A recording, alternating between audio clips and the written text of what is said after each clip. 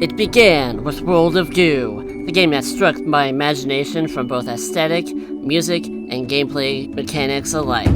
I was fond with this game for quite some time. Played the demo, then after about a year I finally bought the game and did a full playthrough. Then just after that, I went to Little Inferno. The game that was kinda creepy, but it was the same exact thing sorta with a deep story that struck me out of nowhere. Now, 3 years later, the same developers of that very game, as well as Little Inferno, have come out with a new game once more that I've only heard of about a week ago. Human Resource Machine! The game about programming. The robots are coming to take your jobs. Will you be able to stop them and maintain a corporate lifestyle? Find out in Human Resource Machine!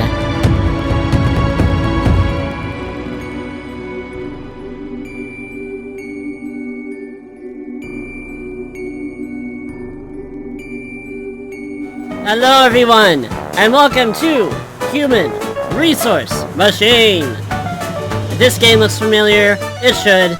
Made by the same guy who did Little Inferno and World of Goo.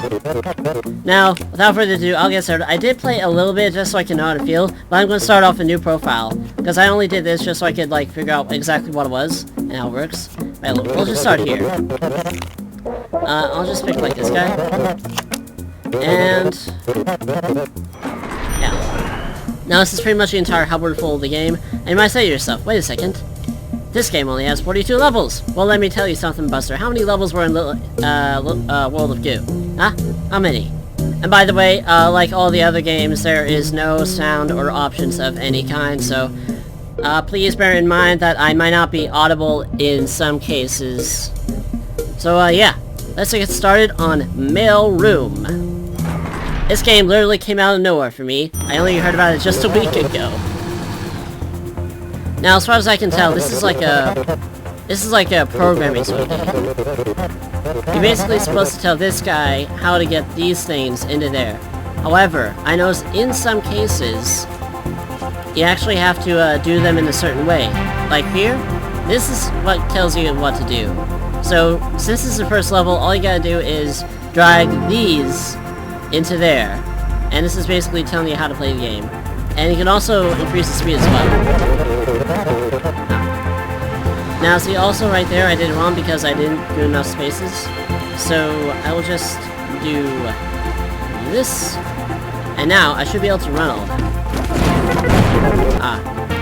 See, I've already fucked up. I just realized this guy's color is brown. I was only looking at his hair color, but oh well. I already started, and I'm pretty sure I'm not audible right now. So that's the first level. Each level is like a year for some reason, and I guess it's like leveling up, I'm not so sure. But yeah, I have had to turn the volume way down, because it's just really loud. And now we'll go on to year 2, which is Busy Mailroom. And of course, much like the other games, previous games, there's like some dark story behind it. All I know, as far as I know, it's only the robots are coming for your job. That's pretty much it. And apparently no one else makes it past the first year in this job, whatever it is. I'm sure there's some demented purpose to it somewhere. But yeah, since this is like the first level, it's bare minimum basically. So right here is giving you the jump function. The jump function pretty much lets you go backwards. So like if I do this, if I inbox outbox, I'll jump and then I'll pretty much go back to where I started. And these don't usually matter until you get further down the game. And of course this is also teaching you how to use the slide bars because these things can get easy. If you want to though, of course, you can go step by step. It shows the entire functions. These do become important later. And now you can see I finished the first year, second year, done, yeah. And now go on to the third year, which is copy floor. This is teaching you how to copy things. Now, I don't know how many more mechanics are going to get added, but yeah. Oh no, the inbox, now I'm going to talk about the subtitles, I'm going to read them. The inbox conveyor system is completely broken. That doesn't mean we get to take a break from work. Alright, now, ignore the inbox for now and just send out the following 3 letters to the outbox. Basically, it's telling me to take these 3, and that's it. So I will this, Actually, no inboxing. I will copy from here, and I move into the outbox, and I'll just play it to show you what it does. So he picks it up and duplicates it. And now, I'll do this. So you want to do copy from. I'm not using the jump button because I can't use these more often, so yeah. This game's a lot about programming, in a sort of way. Also programming, like figuring out how to make the guy do the thing in certain directions, because you can't change these once he moves. Well, I mean, you can, but it has to be done in a set order, otherwise it won't work. Yeah, there's blood. Oops. Oh, I forget when you do this. You can forget these things easily when you're commentating. And is that? Third level down, easy peasy. Presence is requested on the next one. You're gonna get that a lot. Now, I do notice the discoloration, and I did get, like, up to here. These are all optional. All these branching paths are all optional things, so I'm curious to see. I didn't finish this, though. I didn't finish these, so I don't really know exactly how far that's gonna go. But now it's gone to year 4 of Scrambler. Scrambler, the conveyor is fixed, and just in time for you to get to work. The data won't collect itself.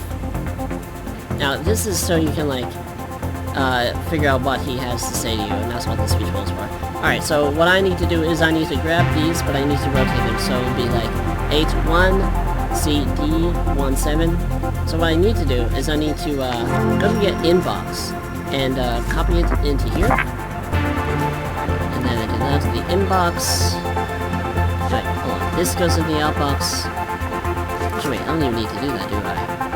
And then I need to, copy from here, and without the outbox. And now, so I don't have to do, like, all this all over again, I'll just, put in the jump function. So let's see how that goes. Now, see, I only need to copy from one because I'll be putting the other one over there first, so I only need to copy 2 at once. Now, this will become important later on. I'll explain it later just to show it. But yeah, it's still kind of straightforward, but it does get more difficult later on. Presence is requested on the next floor. Now we're getting to coffee time. These symbols right here signify cutscene. So as you can see, there's only like 1, 2, 3, 4, 5, 6 cutscenes throughout the whole game. You do find out a little bit more in further levels, but this is all you really get so far in the line of story. Which just, I guess, makes more sense, because in the other games you couldn't really tell when the story has started. This just gives you the chance to go to the cutscene. Now, Year 5 is just the entire cutscene coffee time. Doesn't look like much, but... Back to work, everyone. I also noticed they added voice actors this time. They didn't have that in the other games. Regions of the city continue to experience power failure. Local authorities are investigating. I'm glad caption and subtitles are already added. I also do love the soundtrack for this. At least from what I've seen so far. That song is just... it brings back so many memories. And now, on to Rainy Summer. Which I believe is Year 6. Ugh. Welcome to my personal brain cloud. I was never good at it. Since I have only 3 fingers on each hand, but yeah, they only have 3 fingers, but I hear you don't actually need to know very much about math to complete these assignments. Alright, so, yeah, this right here just tells you what you have to do in order to actually make it. This guy just gives you gibberish. For each 2 things in the inbox, add them together and put the result in the outbox. Right. So I need to, put this here. Copy 2 there, outbox here, add that, and then outbox. I believe that'll work. Let's give it a try. So yeah, see, I copy it to there. Oh, I meant to go in the inbox. There we go. That should work. And then you toss that out, and then you add that one there, you add them together, and then you keep doing that for every other. There, right there, take up 6, add them together, and then continue. Alright. And it's pretty much the same thing for that. Luckily you can go pretty fast here. Some parts I noticed that it wasn't enough. Presence is requested in the next floor. Alright. Now here we are again to branching paths. I don't think I need to do this. Honestly don't think so. Also, I don't know what some of these little paste-ons are. I'm pretty sure these are like the bad guys. Machines, evil, whatevers. But yeah, now let's move on to the next level, which is Zero Exterminator. I might do these optional areas. I don't know, it depends. Which is Year 7. Where do you see yourself in 5 years? Or 10 years? I have a note here from your other boss's essay. From this point on, your performance will be evaluated with extra scrutiny. This is where the optional objectives are. I'm not going to do them, unless it pertains to an extra ending, which I might add on later. But for right now, I'll just focus on finishing level. Alright, so what it needs me to do here is send all things that are not 0, so it needs me to not send these to the outbox. Alright. So what I need to do is go to inbox, and then outbox. Jump from 0, outbox. And yeah, that's pretty much it, I believe. Send all things that are not 0 to the outbox. I believe that one. Now let's see.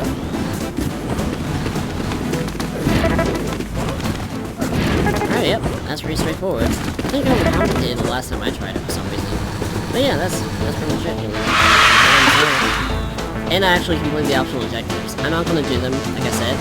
But as you can see, it just added all the optional objectives to the list, so it tells you like how many you completed. You also don't have to complete them all at once.